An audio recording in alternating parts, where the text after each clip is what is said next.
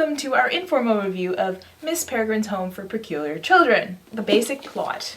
Jacob has been told stories by his grandfather for many years about this home where there were magical children and it was always sunny all the time.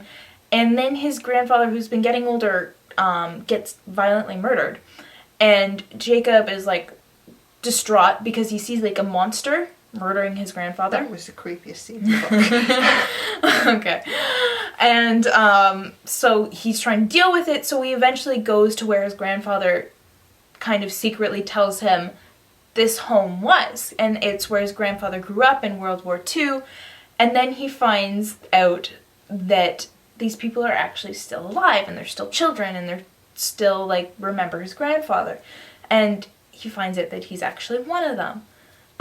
So it's kind of a story about him getting to know his grandfather's past, because it's very mysterious. His grandfather never really told him anything straight out about his past, and eventually learning about the children's world and how it's gone awry. I really liked this book. It was something very different and kind of had like this dark, eerie undertone to it. It reminded me kind of the environment that we came across when we were reading The Replacements so long ago, where it's kind of, yes, it always feels like it's rainy, even though the world of the peculiar children is like constantly sunny, but yeah, as you said, it's got this really weird dark undertone, and it's not creepy, it's just right on the edge of being like, it's about to like jump off into the pit of creepy, where you feel a little bit uncomfortable reading it because you don't know if it's going to push you over the edge. Yeah, I mean, you always kind of feel a little bit uncomfortable reading this. You always like feel like you're sitting on a really hard chair or you're scratching against sandpaper or something. It just sets you on edge in an interesting way. And the character's special abilities were nothing that you've ever encountered before, which really made the story fascinating. I think one of my favorite ones is actually Hugh, who has a colony of bees living in his stomach. And kind of really weird, but really cool at the same time. I mean, there are a few that are fairly standard, like the one person's invisible and the one person can like really strong. But yeah, most of them are really kind of different. The one that really creeps me out, I forget which boy it is. Enoch, yeah. He can raise the dead by like transferring life from other things. So like he has like pickled hearts and stuff, and so at one point they have to like question someone, so they bring him back, and it's just really kind of creepy. And the other big thing about this book is it not only is it a story, but it has a lot of photography.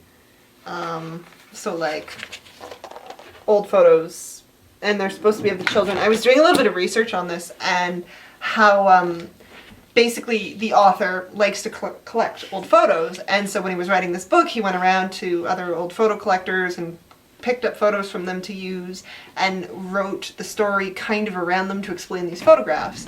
And what I love about this is that the photographs are so cheesy. We've both been in film classes, and how like theater of the like optical illusions like make people disappear, and just like even the one on the cover where it's supposed to be a girl floating, can't really see it, but when the photo was taken, she's standing in front of like a dark spot, so the dark spot looks like it's her shadow. So it's just a little bit cheesy and faked, and the author as the character talks about that, how when the kid's like older and he's looking at these photos like, oh, I can see how these have been faked. But it's with the vibe of this book, it's the whole, there's something going on in the background that you can't really see, and what's been put in front of you is an illusion. And I guess they talk about that later, like at one point in the book where they're showing off their powers. It's like, oh yeah, we toured as a carnival. And, you know, people, if it's right in front of them, they think it's a trick. It's a trick. And so it's really interesting just the depth that analogy goes. I've read the second book. I really like where this series is going. It's kept me interested. It's added in new elements, and it has some really great twists. This book, too, it doesn't quite end the way you expect it would either. I won't spoil that for anyone.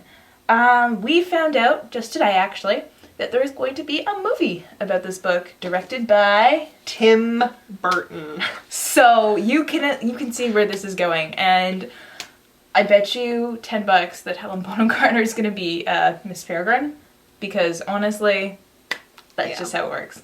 This definitely has this kind of like weird Tim Burton-y vibe to it. Oh, he could do this so well, because I can picture the opening kind of like Edward Scissorhands kind of and it's gonna be really well done.